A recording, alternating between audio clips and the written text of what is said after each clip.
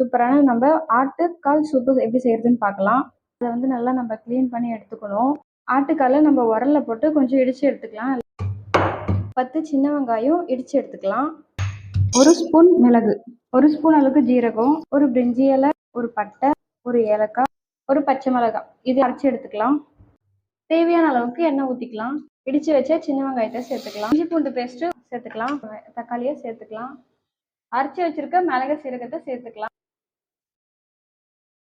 கொஞ்சமா மஞ்சள் சேர்த்துக்கலாம். இடிச்சு வச்சிருக்க ஆட்டுக்காலை நம்ம இப்போ சேர்த்துக்கலாம். தேவையான அளவுக்கு உப்பு சேர்த்துக்கலாம். 1 ஸ்பூன் அளவுக்கு மட்டன் மசாலா சேர்த்துக்கலாம். புதினா கொஞ்சம் சேர்த்தா போதும்.